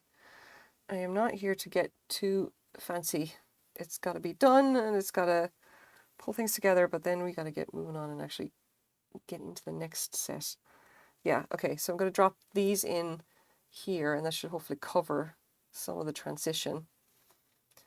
And even though the tension on this is a bit wonky, I have to say, but we're gonna do the best we can. Don't split the yarn like that, and then like that, and then I'm gonna do one more. Again, like this is very much, this is going to be super fucking rough because essentially I'm doing this weird kind of back post thing right now, but it'll come together once it actually slides. Like essentially once you lock it in, then once you actually anchor it down to the next point, it will just kind of get into place and not look so fucking silly. But anyway, so they got this big screen, right? This 10-foot screen, yeah, in the basement, and it was literally just leaning up against the wall, and I was like, well, okay, this looks like a screen, and like, we're going to sell it. And so I said, okay, we're going to sell it on Craigslist for like $50 or something. And apparently someone wants to buy it. Let's see. Come on, wake up. Wake up, fucking thingy. The keyboard's gone to sleep. Alt tab. Oh, yeah, no, it's that thing. Okay. Do.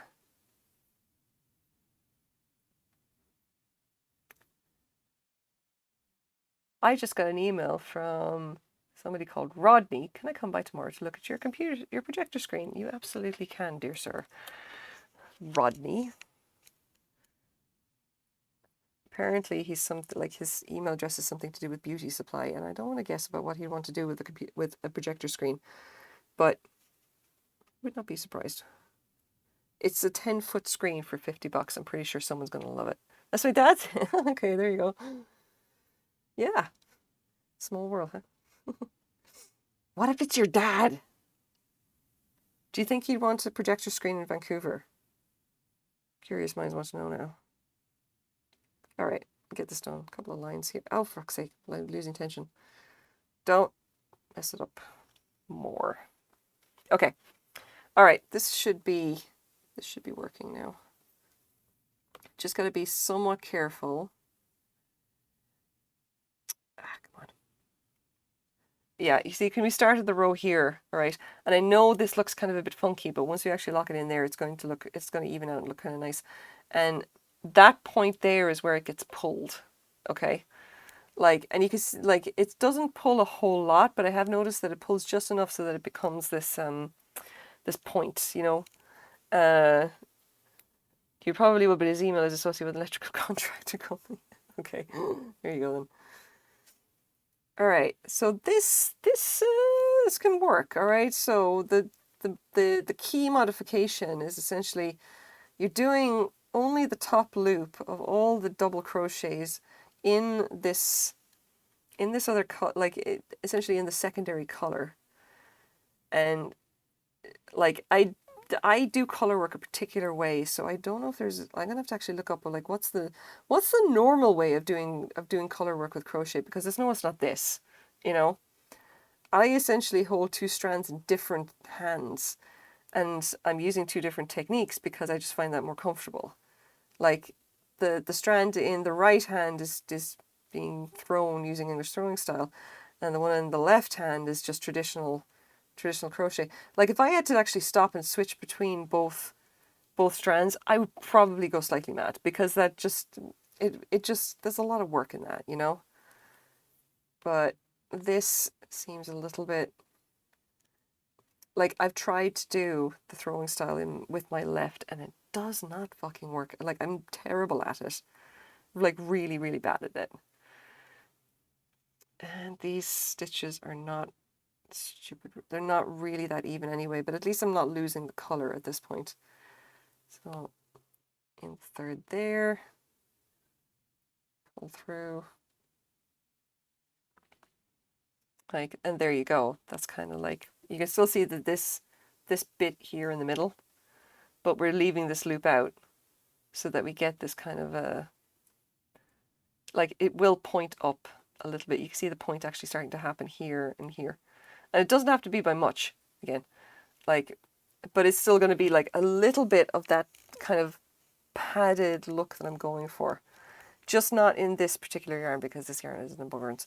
And I'm only going to do a couple of rows of this before I'm just going to say fuck it and turn it into a like a little bag or something. I don't know. It'll be a little coin purse. Like really small coin purse. Like and for anyone who's wondering, like this is the reason why I use cotton. If I pull this out. The reason I use cotton is because the stuff literally do it tight enough on a small hook and it will just hold its shape. You know, like I don't even, I can put pressure on it. I can obviously squish it, but if you push it into shape, it will hold its shape. You know, you can make balls out of this stuff, and as long as you keep it, just puff them up and make them a ball, you could throw them, and they're light enough, they'd just be a ball. And for the record, what they usually say you should do working with this type of cotton is a size 5 or 5mm hook, and I'm using 3.75mm. So I've come down quite a bit in order to actually get the tension that I want, in order to make it like as thick and as stiff as possible. It will probably work better if I do like proper size hook. It's just that like if I'm doing bags, I'm generally coming down at least a couple of sizes because I want to be sure that the bag is going to be as stiff as I want it to be. I generally do not approve of floppy bags, even though the bag I have at the moment is exceptionally floppy. I may just redo it at this point because it's stretched quite a bit as I've been using it. And I'm not sure how happy I am about that. It's like the new bag design that I'm still working on. Like, I don't know yet. I'm still in two minds about it. Like, should I, put instructions to align it, or like, should I redo it with a different type of cord, or, because I'm using like Burnett Homemaker Deck, which is like a cotton nylon and has a lot of bounce in it, a lot of stretch. And I'm really wondering what it would be like if I use something that has virtually no stretch in it at all, which would probably be something like this stuff, It begs the question. I'm gonna have to do some experiments to see like is that kind of what I want, and I know that the reason that the Burnett Homemaker Deck is as bouncy as it is because it's stretchy ribbon yarn, and it has a certain amount of stretch in the yarn itself, and the technique that I'm using in it, the corner to corner crochet, that has a certain amount of stretch in it as well. So it's just kind of stretch on top of stretch, so it goes floppy after a while. And again, not happy about that. Not sure I'm digging that. The alternative though is that to make it really stiff. And I'm just not sure if people are really on board with like very stiff yarn, like, or very stiff bags. I'm like, is that really comfy? I guess, like, can you like if it's I don't know. I maybe overthink this stuff too much, but I do like want my bags to be as good as they can be, and I think a lot about them being fit for purpose,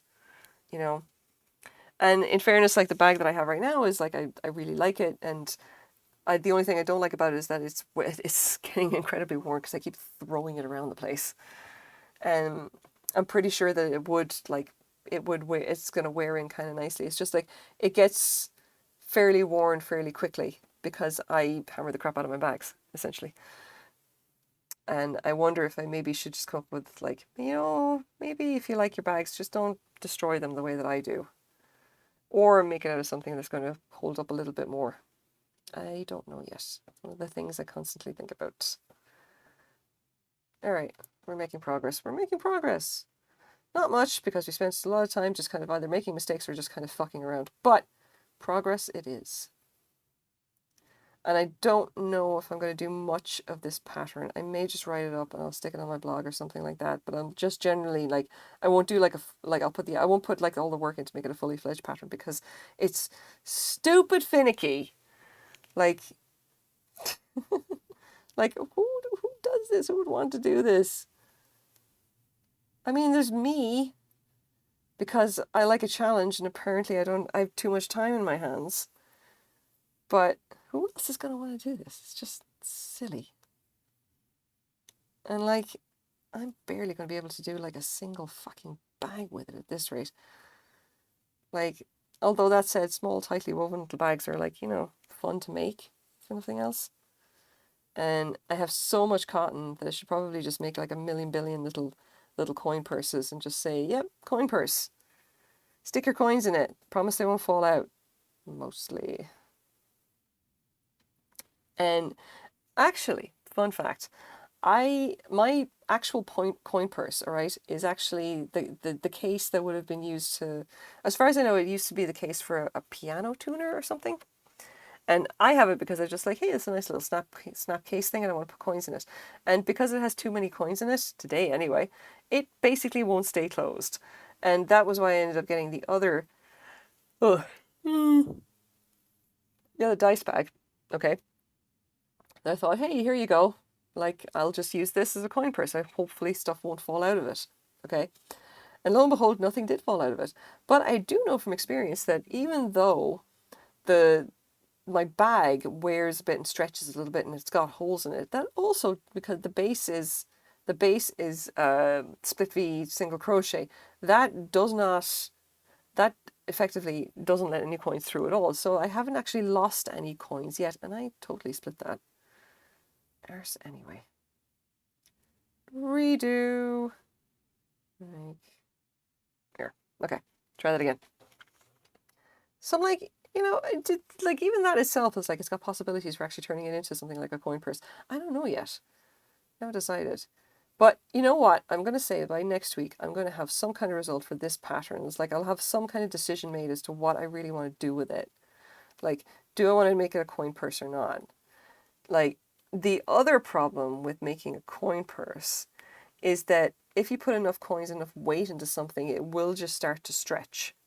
And like, admittedly, cotton does not have a whole lot of stretch in it, but if it stretches even a little bit, you may start to lose coins. And obviously we don't want that, because like, you don't want to be losing your change down your, you don't want to be losing your change in your handbag. That's just no, don't do that. And not only because it's annoying and then you can't pay for parking because like you got no coins. It's like trying to dig around in the base of my bag or whatever for a coin purse is really sucky. or just the coins that have gotten lost. I'm usually just digging around the base of my bag for my keys. Like, we have to have priorities here. Come on. All right, let's see. We're making, no, progress is happening. Progress is happening. And for what it's worth, I could feel the burn in my shoulders. Good fucking God.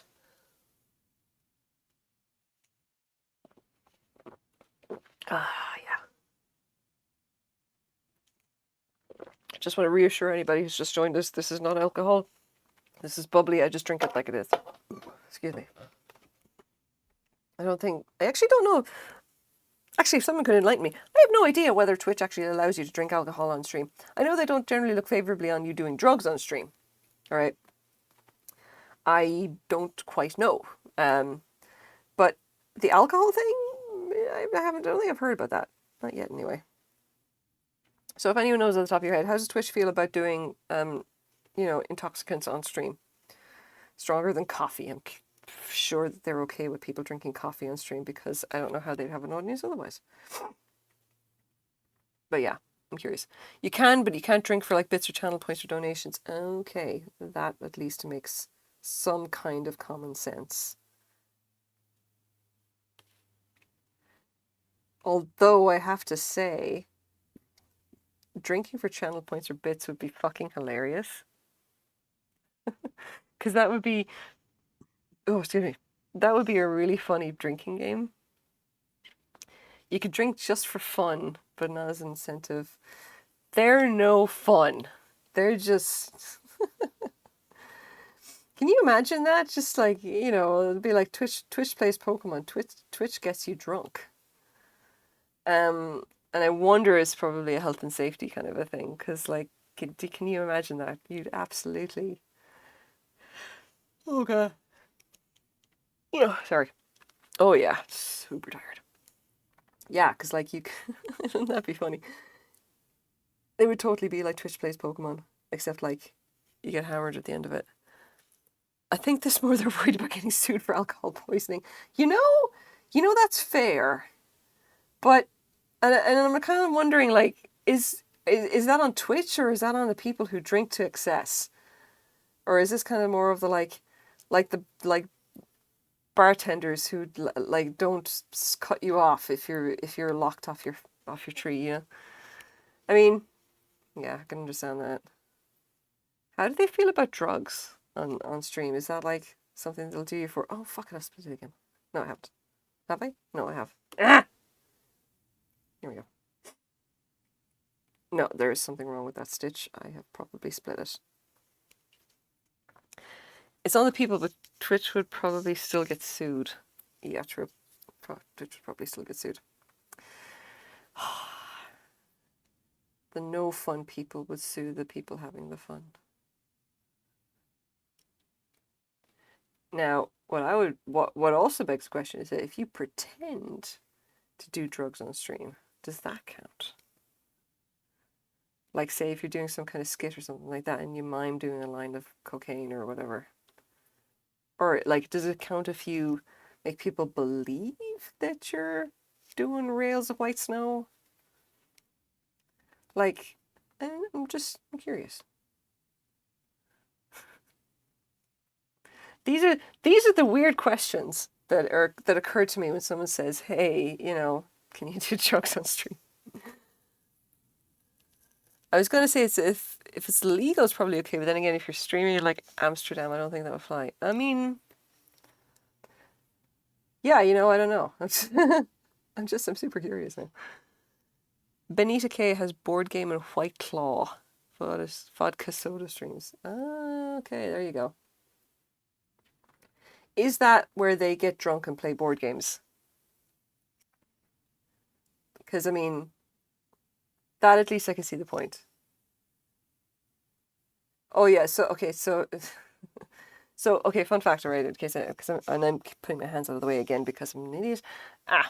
In Vancouver, right? There are ye olde laws and regulations regarding gaming. Okay, gaming in the sense of like actually playing like casinos and stuff, games. All right, and unfortunately, games like video games, or whatever, have sort of been swept up into this kind of insanity, which means that like there was a couple of guys tried to start these pubs or whatever like that where you could go and drink and play video games, okay, and essentially they ran afoul of the BC liquor and gambling laws, and they essentially couldn't do it. They weren't allowed because I don't know, because fuck everything, I guess, and yeah, totally fuck their business. And I think it was XP Bar. I think it was the one that everybody thinks of, but like they're closed now because like what are they gonna do? They couldn't open. Like their entire concept was like you could sit down, drink, eat food, and play games with like you do at home with your friends and everything. But yeah, you can't do that here because you need to have a gambling license. Gambling license. Although in fairness, with loot boxes, we hardly know these days. Against the terms of service to use illegal drugs, but it doesn't denote where. Yeah, yeah, begs the question. Like, is it illegal federally? Illegal in Saudi Arabia? Like the old weed is actually still illegal in Ireland, all right? So I'm wondering, it's just like if it's illegal where you live, maybe don't do drugs on stream. I'm wondering, is that the way they're going? Did I split the thread? No, I didn't. Like, because like that would be probably the most sensible thing. I want to say, like, if it's illegal where you are, it's against the TOS to use drugs on stream, and we'll then leave it up to the authorities to decide how to enforce that. Okay, all right. We're going to get onto this now. We're going to do the next line, and hopefully at this point, the actual points that I'm looking for. I split the fucking thread. Yarn. Yarn. I swear I'm an adult who knows how to words. even though I'm only pretending sometimes. It seems to be in your area, but I'm sure it depends on the creator. Snoop Dogg didn't get in trouble, but apparently other people have. Um, the thing about Snoop Dogg, right, is that I'm not sure if he can be arrested for smoking pot anywhere. It'd be like arresting someone for having a face. Isn't that like his entire thing? Is that he smokes weed and shares it liberally to everybody? I remember seeing this really funny video of a guy who I assume was Snoop Dogg was just literally hanging outside like a venue of some kind. And in fairness, I have no idea what he's famous for other than actually smoking the weed. And he was hanging around outside, and there was like this random security guy standing next to him, and he's literally just standing there smoking a joint, looking sketchy as fuck. Okay, just a super super like like very very very sketchy. Like he's got the look. He's kind of like hiding there like that, and it's just like fucking. It's just like and then finally he's just kind of looking around. He's not even looking at the guy. And he suddenly just kind of pass. He like literally puts his hand out, just like like, and the security guy is looking at him, giving him like what? But and the guy who's and Snoop Dogg again just goes just give here take the joint. And the security guy is just like, well, it's Snoop Dogg, and he takes the joint and takes a drag of it, and then passes it back. And Snoop Dogg just takes it and goes, yeah, okay, but like, totally just like this is absolutely normal. Like he's not being currently being filmed, and it was just the most surreal thing I've ever seen. It's like this guy is okay, yeah, the rapper, famous rap star, famous rapper of some kind, and he's just like literally hanging outside a nightclub, having a joint because that's his modus operandi or whatever like that. And what does he think to do?